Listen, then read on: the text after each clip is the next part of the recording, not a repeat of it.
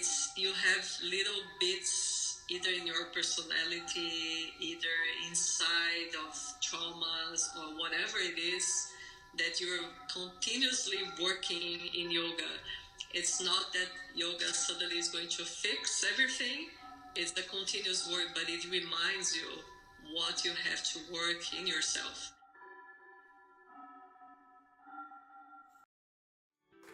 Hello and welcome to How We Are Healing, the podcast where real people share vulnerable stories and life learned lessons. I'm Tristan, friendly yoga teacher, and your host through the darkness towards healing, one conversation at a time. And now, on to the episode.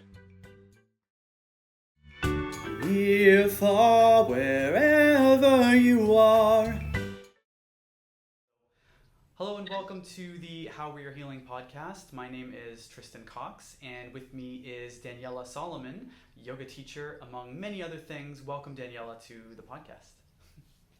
Thank you so much, Tristan, for hosting me. It's really a pleasure. Yes, for sure. Oh my gosh. So we met each other, was it 2 years ago? Yeah, it was 3 years ago. Oh my God. How time flies, right? Yeah. Yeah. Yeah. So we met each other at a place. I'm not going to name them just for their privacy, but it was a yoga retreat center here in Puerto Vallarta where I'm living, and you're calling right now from Wisconsin. Wisconsin. Yeah. Okay. Little town close to Milwaukee. Yeah. Okay. Close to Milwaukee. Is it more suburban or more rural or? Yeah, suburban. Yeah. Okay. Cool. Nice. And so. Yeah, like the point of this project, of this podcast, is I like to interview people and talk about their healing journey, because we all kind of have one, and it's what makes us unique, as well as shift it and talk about like what led you to want to help other people with their healing journeys, right? And so I think that very much speaks to your experience. So why don't we just get started with, what moment or moments in your life led you to like, oh wow, I need to kind of heal something, share as much as you'd like, and then also share, how did that moment influence then getting yourself to a healed place and then wanting to heal others? Sounds good. Well, I think I have to start by saying that I'm from Brazil. So I moved to the US in 2011 to Florida, actually, with my husband and 2 kids. And then I had an opportunity to move to Wisconsin in 2013 because of my work. So it was a huge transition. You can imagine for a Brazilian that doesn't know anything about snow and snow sports and all these things. Also having to adapt my kids to a new situation. My husband with a new job. I had a new job. It was a lot going on inside our family, I have to say. So among all these things that were going on in our lives, I was kind of seeking for something that could bring me some balance outside of this a little chaotic situation. And I had no idea how I would find something. Like, I had no idea. I honestly went to the gym and I saw there was a yoga class. I had no idea of yoga at all. And I was very fortunate to have like a special instructor that actually I followed her for 10 years in my life.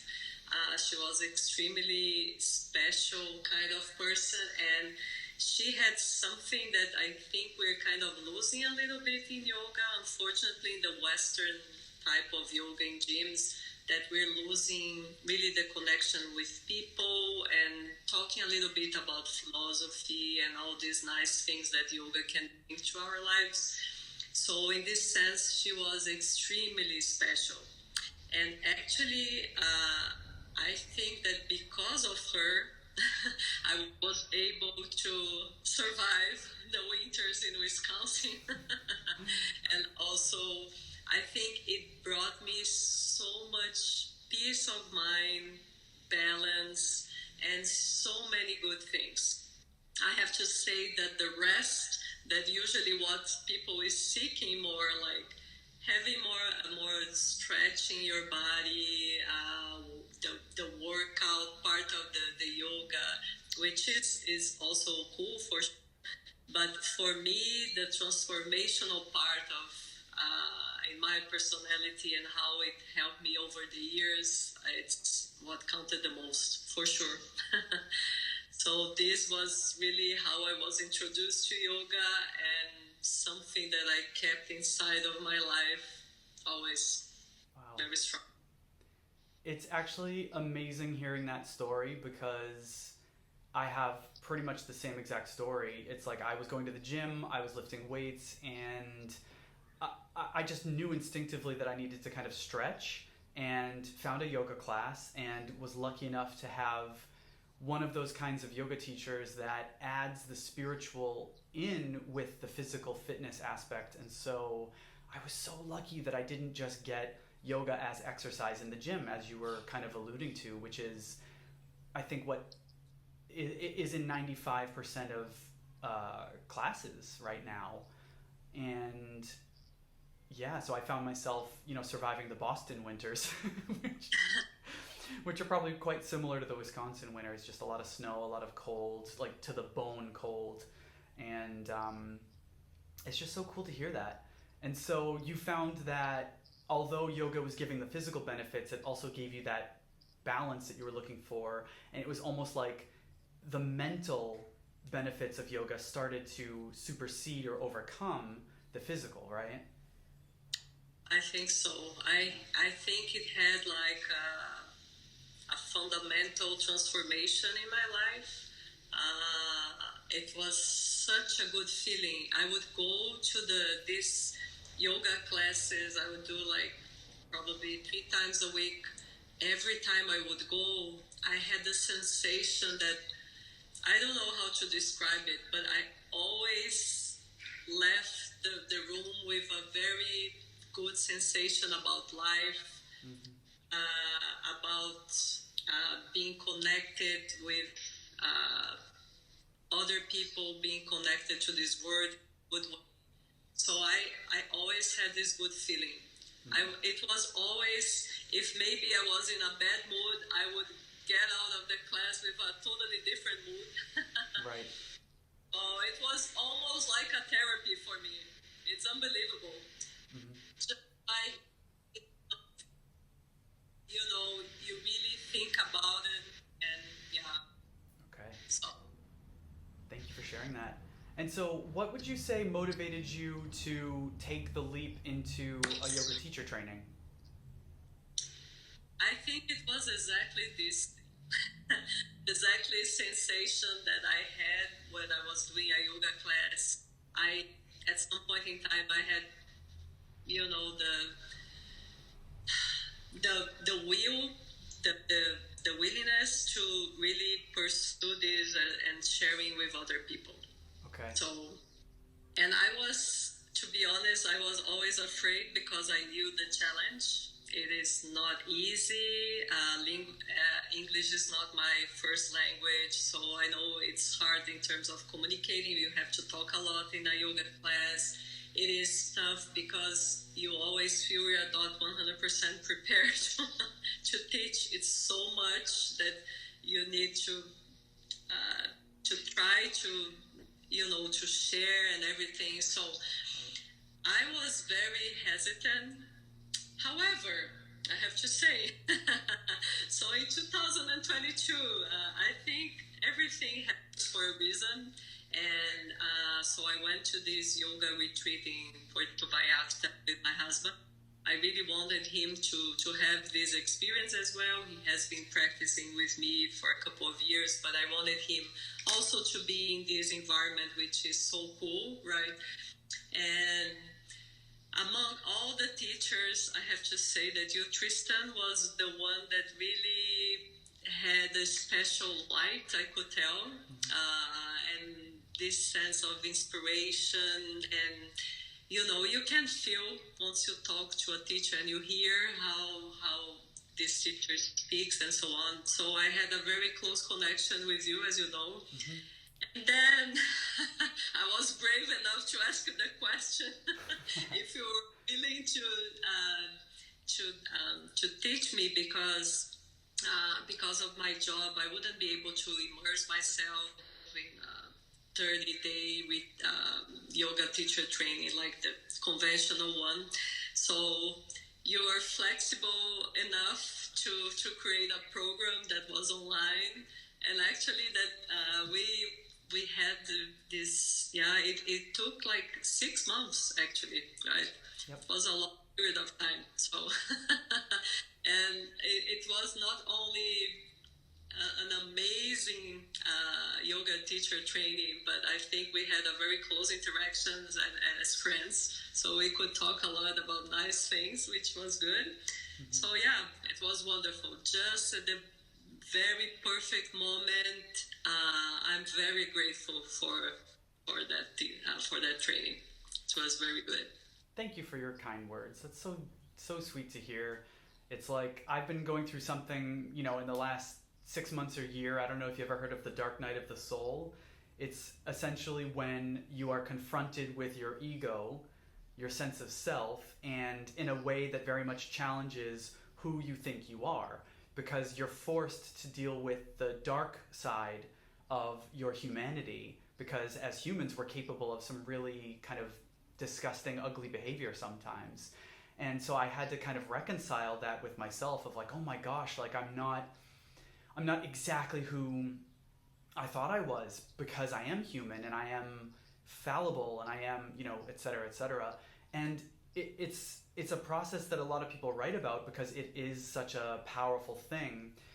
But I've come out of that over the last few months, and I'm starting to change the negative voice that was in my head back into a positive one, that I think I had when we were working together, right? And so, just to kind of hear you say those really nice things, it just feels so nice to hear, because that's why I personally got into yoga teacher development, and why I wanted to create a program, and why I got into yoga myself. I had a negative voice in my head just because of life, upbringing, society, etc. Pick what it is, media. And so going into yoga classes and hearing the teacher say, you're exactly where you're supposed to be, you're doing everything you need to be doing, everything is working out for your benefit no matter what, whether it seems good or bad or neutral, it's all for the good, it's all for ascension and a rising action. And it's just like, whoa, like you hear those things and it's just such a mind-blowing experience. And it's so different from what we are bombarded with on social media, and from friends sometimes who maybe say something that is a bit negative or whatever it is. So just to hear you say that, and to hear that we have that connection, and that you enjoyed the program so much, it just means so much to me to hear that. So thank you as well for just being willing to even have this call and share your experience. Thank you. It was amazing. I think you're very well equipped with knowledge, first of all, because you had your training in India, right? So first of all, you have extremely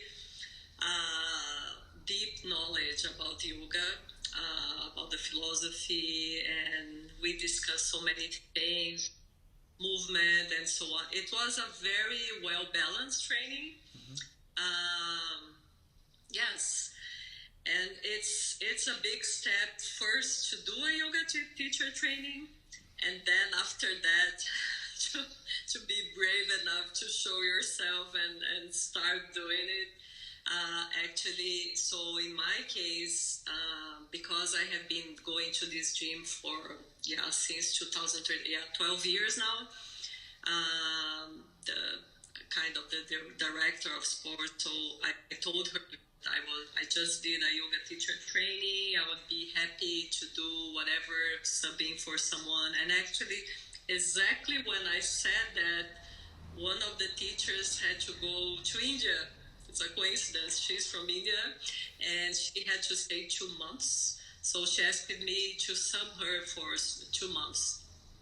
And yeah, it's really tough to start, I have to say. Not easy. You have to really expose yourself a lot in so many ways. You are so judgmental about yourself, and it is tough.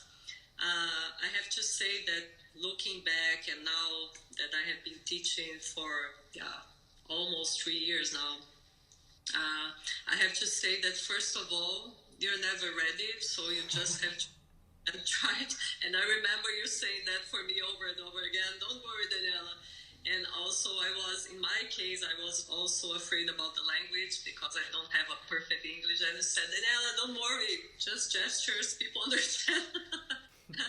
And yes, and another thing that I think connects a little bit with what you just said, we'll never please everybody. Just forget about it.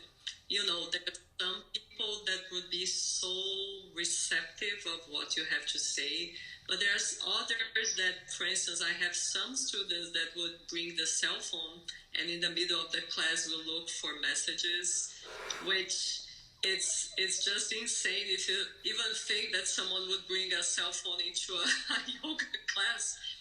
But because I am in the gym environment, we are not supposed to criticize or say anything. In my mind, I just look and I feel like a yoga class is actually a lab of human beings. Totally. So you learn so much by just seeing people and look and say, oh my God, there's some people that cannot even disconnect from the phone. A little bit, of course, if you have something, an emergency, I don't know.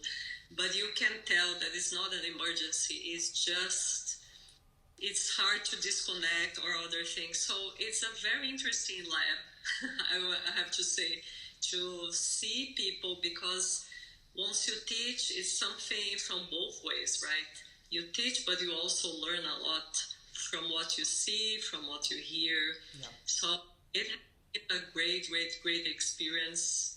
Some of my students, they like a lot my class, others dislike and will never appear ever. So and you have to live with that, right? Knowing that you're not going to please everybody. There's so many, first of all, styles of yoga, temperatures of yoga that's hot, that is super famous, and I cannot even be in a hot yoga because I have low blood pressure, so I don't feel well. But anyways, you have to find whatever connects to you and with the instructor and what they say and so on. So right. I'm remembered of the phrase, if you try to please everyone, you'll end up pleasing no one, including not yourself, right? So it's about, in my opinion, teaching the kind of yoga you want to do, and that vibration will attract the student that needs that yoga, and it will repel the student that doesn't need that yoga. And that's exactly how it should work, so that what you're teaching is what you want to teach, so you'll teach it better, and you'll really help those students who vibe with that, and then everyone's happy. And then you'll also learn to be happy when the student walks out of your class. You're like, great, that wasn't for them. I'm not their guru, I'm not their teacher. That's a good thing to know. It's information, it's helpful. No, totally. This is exactly it, Tristan. So I teach a hatha yoga, so it's a more like slow pace. I'm very much into alignment. I like very much to talk a lot about positioning, alignment, really concentrating yourself in your breath and, making all this nice connection. Right. And this is not for everybody. Totally. You are 100% athletic that you want to move. You're going to hate this class. And I can tell, so I can already tell when I see some people can say, oh my God, this person is not going to stay here. Because, by, the vibration, the sometimes maybe they're too anxious or they want to move a lot. And, if I had a situation that's funny. In my class that I was holding a pose, for instance, and someone starting to do vinyasa like crazy, because they felt like, oh my God, I'm not moving. What's going on? I need to. So that's very interesting to see from the outside. Another thing that I think is very interesting as well, and probably after COVID, because people were so lacking so much like touching and all this stuff because we were paranoid. We cannot touch because we're going to infect others. We cannot. So usually at the end of my class, I place a little towel on the eyes, I pressure, and then I press here on the shoulder blades and so on. And some people, they come to me end of the class, oh my God, thank you so much that you actually touched me it or did something. I feel like a lot of people are lacking this, you know, little things like human interaction that we used to be like touching people a little bit and having a more, I don't know how to say that, but I think we were very paranoid after COVID about, you know, keeping the distance, not touching anyone, Right. and all things. So, yeah, this is another thing interesting to see. I don't know if you had similar experience, but Oh, for sure. Well, it's like it's about intimacy and non-sexual, but it is sensuality because all sensuality means are the senses, right? So like skin on skin, when it's someone else's skin touching your skin, releases a flood of different hormones throughout our body, and also we are electronic magnetic beings, and so when you're connecting with someone else like that, there's charge, there's electricity, there's literally electrons flowing between our bodies, and it's like everything gets in sync and in resonance, right? Our heartbeats start to sync up. Our temperature starts to regulate between the bodies. So it's like there's so much happening when there is that beauty of yoga teacher with that student, when there's that physical touch, you know, obviously with that integrity of, you know, it's for the class and that sort of thing. And I think it's one of those things that gives me a lot of hope that no matter what happens with technology and artificial intelligence and robots, it's gonna be a long time, if ever, before there is technology that can replicate that. Maybe one day there will be the robot that can emit the right vibration that mimics that sensation, but I think until then, I think the career for a yoga teacher is gonna last as long as it's ever been, right? It's been infinite in the past, and I think it'll be lasting infinitely in the future. And that gives me a lot of hope and faith that maybe even my program can play a little part in that, in helping people AI proof their future career. Because, you know, let's fast forward 5 to 10 years, we have AI really advanced, it's self-replicating, it teaches itself, it's essentially conscious. And then we also have robots, physical representations of the technology in the world doing jobs that humans used to do, right? What does that leave for humans? Like, what are we gonna do? And I think what's gonna happen is, you know, you look at people who make a lot of money really quickly, usually what they end up going to is addiction, drugs, because drugs are a form of connecting with God. It's an artificial connection, but it's a connection.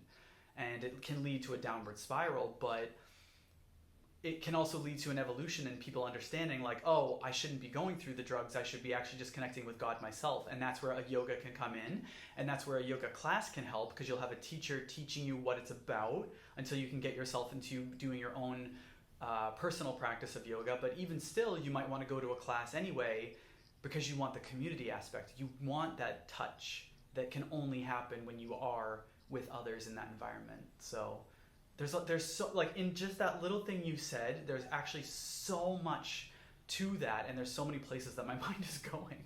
no,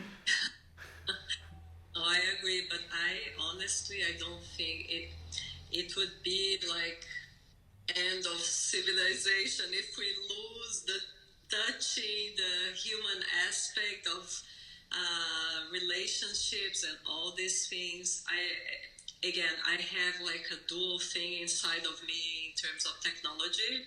From one way, of course, I use technology in my work. It's so helpful. You use AI and all these things, but nothing matches for me going to a yoga studio, sorry, and having an in-person class. I, to be very honest with you, just looking to a screen after I'm sitting in front of a screen for hours and hours of my work is just impossible.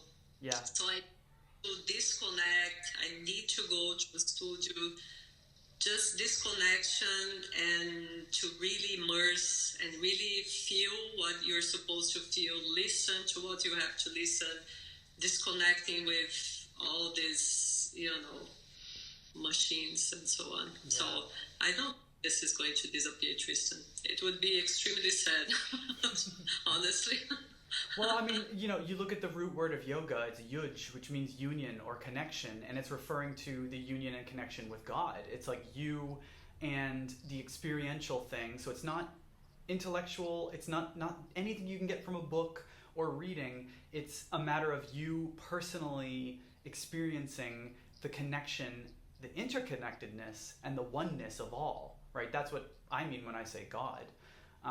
So yeah, there's never going to be a replacement for that because we need other people in life. They are our mirror. They are there to reflect us and to bounce off of and to share. And that's why we're here. We're here to connect with others. So we can't I don't think we will have a future that's 100% Wally, right? Where we're all in our little chairs and we've got our meals and we're staring at a screen and we don't ever need to get up. And it's like, I think there will be a group of people who want to do that, and that's okay, that's fine. But I think there's going to be just as powerful of a counter movement of people who go, I want to be in the world. I want to be in nature. I don't want to say suffer, but like I want to be uncomfortable if it means I'm alive, right? Rather than just total comfort and total unplugging from nature and in the real world and plugging into the artificial and the technology. Like I'm with you. I have the two minds about it. I see the positives of technology, but I also see how no. No. Yeah. I'm also thinking that, in today's current political scenario, I'm not going to talk about politics. I know it's extremely controversial. I'm not going to say anything. I'm just saying that I think the scenario that we have with a lot of hate, a lot of, judgment and all these things, I can see the yoga is a place that you never have this type of feelings. So whenever people enter a yoga studio, it's almost like they forget about whatever they believe in and all these judgmental thoughts and asking about these weird questions, and they just emerge like in a neutral kind of environment. And I think this is extremely important considering what's going on not only in the US but in the world in general, that you can very easily see in social media, for instance, people like fighting. You cannot even express their opinion. it, Everyone is so judgmental and taking positions and so on. And yoga is, if you go to a studio, you never see that. You're just seeing a place where people can unite from all backgrounds, all beliefs, it doesn't matter. So this is one of the other things that make me extremely happy and satisfied to be in a place that you can be yourself without all these crazy things going on from the outside world. So Totally. Yeah, and what you're saying about politics, it's like it's implicit in the political system. There's one side and another, which is duality, which is the complete opposite of what yoga is about. Yoga is about oneness, the interconnectedness of everything. Everything is one thing, like we're not separate from anything. We don't need anything from the outside because we're already whole. And that's the kind of attitude and philosophy and set of beliefs that set you free. When you can kind of really not only believe it, but feel it and know it deep down because you've experienced it in that moment, that's when things can really, really change for you. And you're right, it's like you walk into that studio, you pass a threshold, and all of that stuff of duality, separation, conflict, divisiveness, it goes away because you are there to do one thing together as a group. And it's like, right, it's all in that in that system, how it works. Yeah, no, it's it's very beautiful. I always love being in a yoga studio.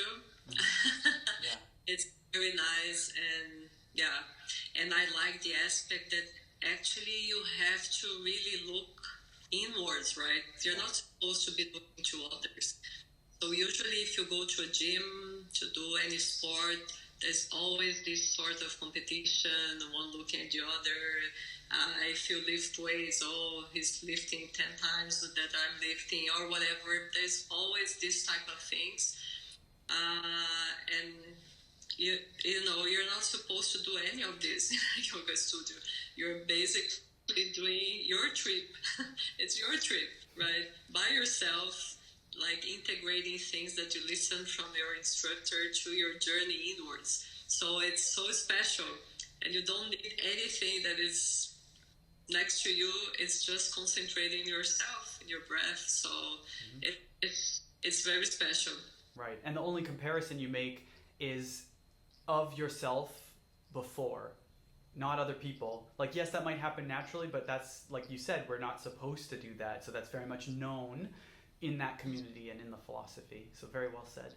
I wanted to, if we could, rewind back a bit. So let's rewind to Daniela before you joined the yoga teacher training program. I want you to remember back to what were the challenges you were facing that led you to choose yoga teacher training, or even what were the goals you had that led you to teach teacher training?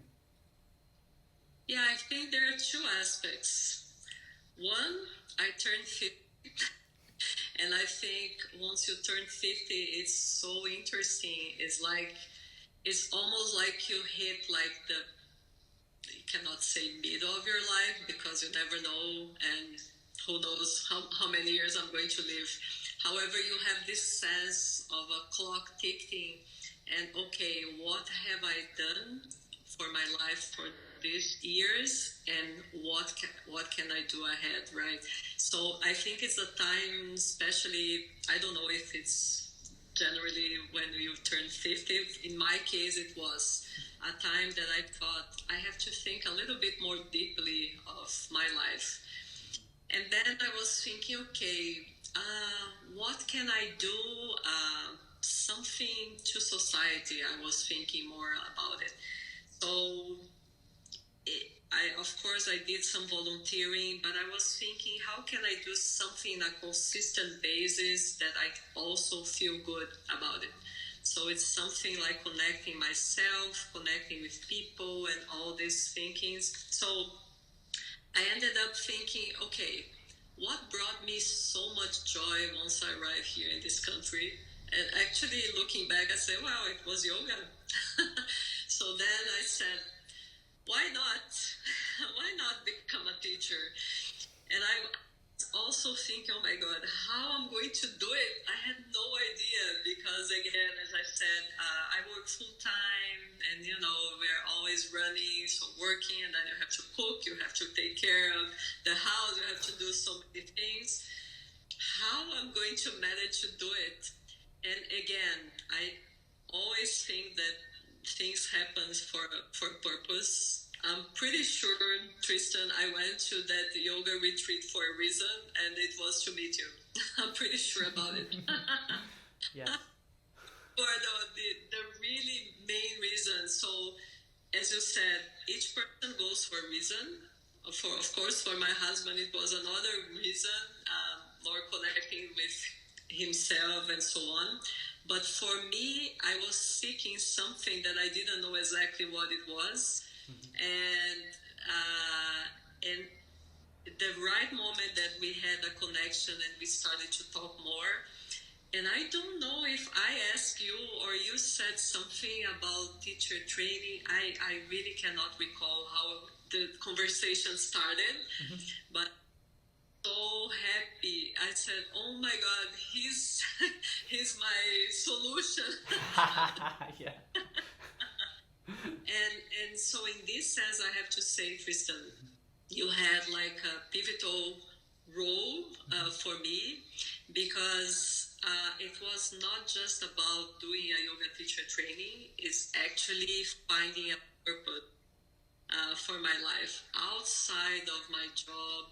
It's not that I don't find purpose in my job. I like my job very much, but I also felt like I had to give more, to do something that I could connect more with people, and maybe in, I don't know, retribute or give back what my yoga instructor has given me for so many years. So yeah, it was just perfect. Wow, very cool. It reminds me of the concept of ikigai, which is a Japanese concept. Are you familiar with it? No. So you know how a Venn diagram works? It's like there's two different concepts and they meet in the middle and share something in common. So now imagine there's four. There's four circles, and in the center of where these four things meet is what ikigai is.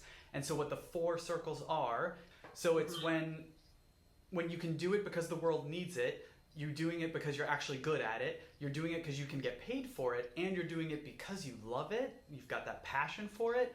That's when it becomes so much more than all these other things. You know, it's not a hobby, it's not a job, it's not a vocation, it's not a training, it's purpose. It's something that gets you out of bed and makes you excited and gives you energy instead of kind of takes energy away. Yeah. Well, so I wanted to ask you about the training. So like before before you like signed up and paid and all that jazz, what concerns did you have or what hesitations did you have? I don't think I had too many hesitations before. I was so happy to have the opportunity to do it. So I think the concerns started to arrive once I was done. Because then you have so much responsibility on your hands. Now you have this knowledge, and you know that if you don't start doing, you lose it somehow. And so it's a mix of kind of responsibility, of, I don't know how to describe, but I think it was like a tough moment once I was done. Yeah. Because I said, well, I have to do something with it. I cannot just wait. So it was really tough, the beginning. Right. It's not easy to start in, well, especially I was subbing for a teacher that actually was born in India, learn yoga, which is rare in this studio. She's the only one that actually was instructed in India. She's really good. A very special Hatha yoga. I remember she said, don't worry, I'm sure you're going to do well. I said, okay. Years of experience, and I was suddenly there with her class. I say, oh my God. So, and of course, before starting, I've been to her class to see her style and so on. And I also learned another thing, that you have to find your way of teaching. As much as you look to others and get inspiration from, you have to find the way you talk to people, you communicate, and you find your rhythm and so on. Right. I had to find it somewhere. And yeah, it was very interesting journey, I have to say. But, as you start teaching and things are starting to be a little bit more relaxed. So in the beginning, I was writing everything and keeping my notebook close to me, and then I didn't know if I had to look there or look to the student and oh my God, I need to correct all of them, and it's just so tense that you have to do so many things at the same time. I said, Daniela, stop. You're too stressed and you're not going to pass what you want to pass, which is exactly this calmness, this feeling that it's all good. How can you pass this if you're all stressed? So it's not going to work. I think I spoke to you a couple of times when I started, and I just shared with you that, oh my God, I need to correct everyone. I just said, no, Daniela, no. Stop. Just relax and things are going to happen, and you don't need to correct everybody and so on. So I think after a couple of months, then I started to realize, okay, how I'm going to do this, and started to calm down, not stressing out about looking to everyone, and start to, I prepare my class, but I don't read at all. You cannot do it. No. Either you're there or you're reading a paper. It's impossible to. It's not. So whatever, if I did, you start to improvise, you start to just let it go, and then things start to become more fluid, and you're actually passing what you really need to pass, which is not maybe everything that was written, but it's the feeling, something higher than just everything that you took notes on and so on. So right, because a yoga class isn't mechanical; it's emotional, and so it's getting out of that mechanical Western mind and going into that Eastern mind of everything's connected, and that's what you're passing through. Because we're just channels, right? We all have ego, we all have the mask that we wear, the persona that we present to the world, but to get beyond that and to channel the teachings, you kind of take yourself out of the equation in order to pass through the essence of what it is that we're teaching. mm-hmm. Yeah. Yeah, very interesting. But because actually you have to think about the things you're going to say and they internalize even more in yourself, because you're saying all these things, so you must connect with them, right? So right. It's interesting. So you chose a yoga teacher training because you had a vision at the end where you're like, okay, when I'm done, I know I will want to teach, I will want to share. Yes. Okay. I think that's really, really important. And I think I don't have any data on how many students do that. I do know that I've had a few students specifically in the past who said, I don't want to teach. Mm-hmm. And in my experience, those are usually some of the teachers that end up teaching anyway. Because I think it's inevitable. And you phrased it earlier. You said, now that I have all this knowledge, I have to do something with it. I have to share it.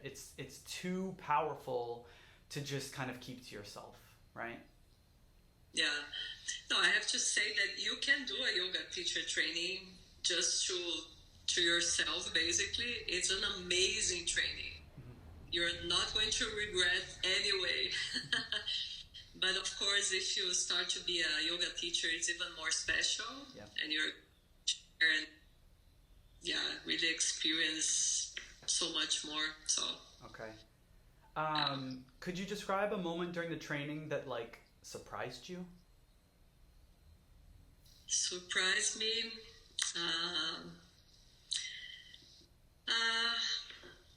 I don't know if surprised me. I was always very intrigued by whatever you have to say, because you always came with different topics, very interesting topics, and yoga is so dense, right? In philosophy, so many things that it's I just feel like it you feel kind of smaller in some ways, because there's so much, and then you started to feel like you're smaller. So my God, it's because of the amount of things that you learn, and then suddenly you're just this little creature in the universe of knowledge. So I had this feeling like, oh my God, I don't know anything. You have this sense of suddenly, there's so much that needs to be learned. And I think this was my feeling, Tristan. Mm-hmm. I was this very little small creature trying to seek knowledge, and I was lucky, because again, and I felt like you were so well prepared. Mm-hmm. You had so much to share. It was very impressive. Oh, wow. Thank you. I mean, I too still continuously have that feeling that the more I learn, the more I understand that I have so much more to learn still, and just the smaller and smaller I feel. I mean, at the end of the day, like how we look at ants, right, and their size and in the universe and scale, it's like if you go up a little bit, we are like ants on this rock hurtling through space, attached to a sun. It's like we're the scale of what we are in this universe is so infinitesimally small, and you can kind of feel two ways about it. You could be like, oh my gosh, I'm so small, but at the same time you could be like, but I'm so expansive at the same time. The fact that we're here and that we're thinking and that we're feeling creatures and that we're having these experiences, it's like you almost get the opposite effect too. Like, my God, my life is so grand. At the same time, it's like it's a paradox, isn't it? Paradox, yeah. Very much. Yeah. Was there a particular session or technique or exercise that changed something for you during the training that made you just be like, whoa? Yeah, I think actually there's something that I still struggle with, which is crazy thing, a yoga teacher, but for me, breath is something that is hard. So I have always to remind myself to be more connected to my breath and to calm down and to. So it's very interesting. I'm happy that at least from my students' perspective, they look at me and they have the sense that I'm extremely calm. This is usually how people see me, but inside I'm always like thinking too much, thinking in this and that, what I have to do, what is this, if I'm in a class I'm doing this and then I have to do that, and my mind is always super so, and then I lose, when I start with all this thinking, you lose the connection with your breath, right? So this is something that I remember I struggled during the training to do all the breath exercises and so on to really deepen the breath and so on. So I have to remind myself till now, Tristan, I have to say, it is a journey, but I think yoga is a journey for everyone. It's, you have little bits either in your personality, either inside of traumas or whatever it is that you're continuously working in yoga. It's not that yoga suddenly is going to fix everything. It's the continuous work, but it reminds you what you have to work in yourself. Yeah. So I think yoga always reminds me, Daniela, remember, you have to breathe calmly. Come back to your breath when you start with your mind going like crazy. So right. You didn't say it, but I think you also kind of said it. When you are away from your breath, where you are in your mind is either the past, because you're judging something that happened, or you're in the future, you're worrying about what will be.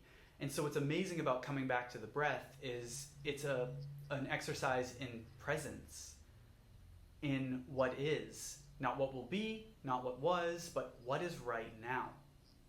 And that's the beauty of the breath, is that it is just total presence, because you can't breathe for the future and hold your oxygen and save it, and you can't retake a breath that you already took. It's about how are you breathing right now, right?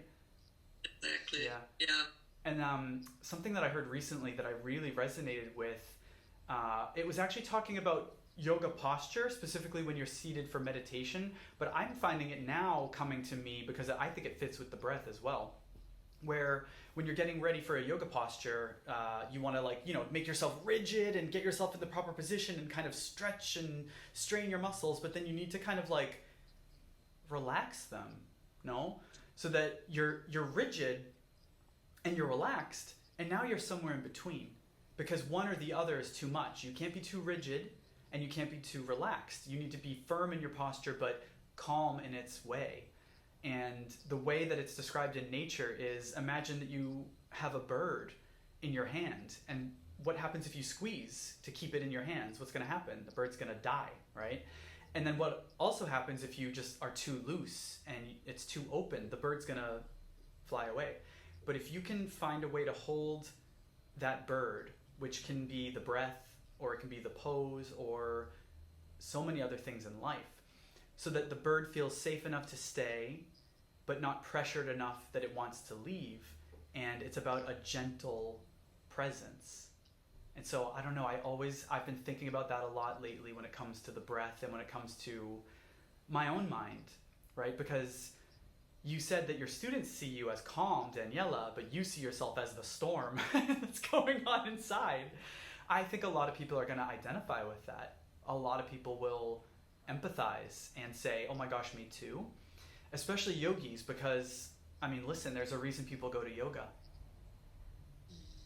Hey everybody, Tristan here. So I was recording that session with Daniela and we talked for maybe another 40 minutes and the audio capture I had stopped at that point. So I didn't get to record the last 40 minutes of our conversation, which is a shame. It was such a lovely rest of the conversation. But I do actually have the list of questions that I went through with her, and I remember her responses, so I wanted to share those with you. And I didn't want to burden her with another call because she's busy. She's a mom, she has a full-time job, and she does the yoga teaching on the side. She's just an amazing person. And she also did offer to have another chat, so we're always open to reconnecting with her if there is that demand from you guys, from the audience. So without further ado, let me just share just two of the questions and responses with her that I thought were really powerful, and I wanted you to get that information. So I had asked her what was an unexpected benefit from the yoga training, and she said it was to her professional job. So because she was getting so much more confident leading group sessions, yoga classes, it was at a time when her work actually needed her to step up and have more of a leadership role in terms of leading discussions and being more present on calls. And so she said that was just awesome timing that she was able to do that and get those skills about, leading groups and talking. The other question and answer that I wanted you guys to know about was I asked her if there was somebody seeing this yoga training and they were on the fence with their decision, they were kind of yes and no and weren't sure.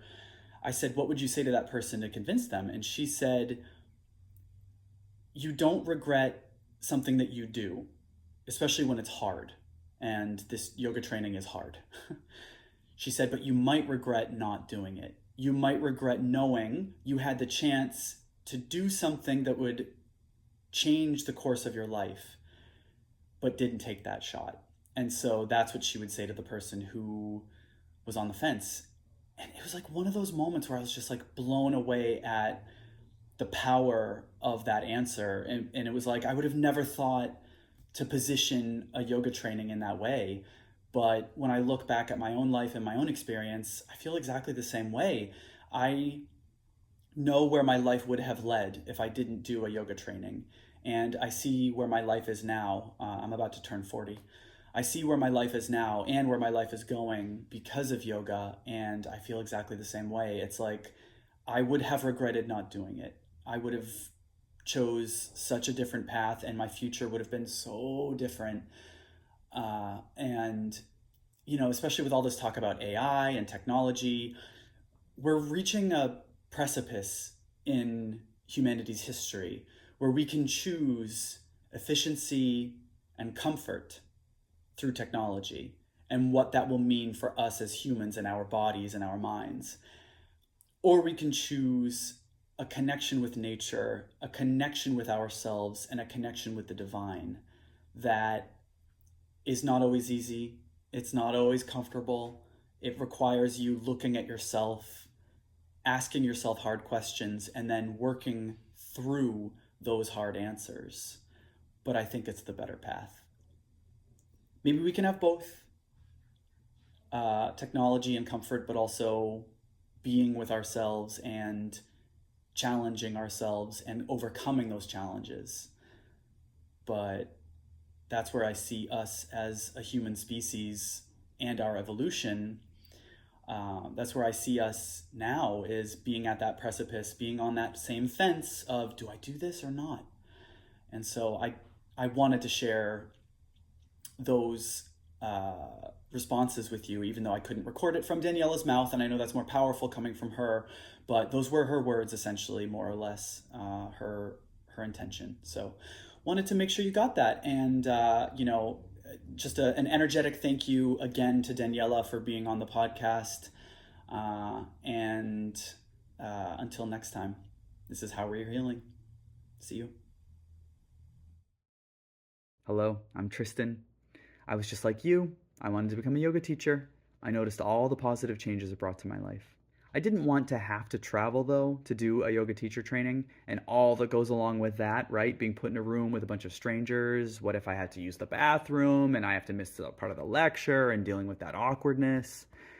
I also didn't want to have to spend a fortune, and let's be real, yoga teacher trainings can be very expensive. Lastly, I wanted to be able to start teaching yoga right away because, if I'm honest, I felt ready before I was even certified. It's just what happens when you find something that really speaks to your soul and when you have that focus and when you have that discipline. For me, the program I wanted didn't exist, but now it does. I created it. I created the yoga teacher training that I dreamed of. It's a course that's affordable at just $99 a month. You can even finish everything within the first 30 days if you're super dedicated. But there's no pressure. Go at your own pace, it's there. Because of this also, you can start earning money right away. I give you the tools you need so that you can start earning. That means the course immediately starts paying for itself. Just in case that's not enough, there is also a 30-day money-back guarantee. I wanted to make it so that you have nothing to lose, an entire lifetime of yoga knowledge to gain. So what are you waiting for? Get started today. Go to shantiyogaschool.com to access the course now. That's SHANTI yogaschool.com. Hey, it's Tristan again. Thanks for tuning in to How We Are Healing. I hope you found it meaningful. If you'd like to support the podcast, consider leaving a review or sending this episode to friends and family. Until next time, Omis, keep shining.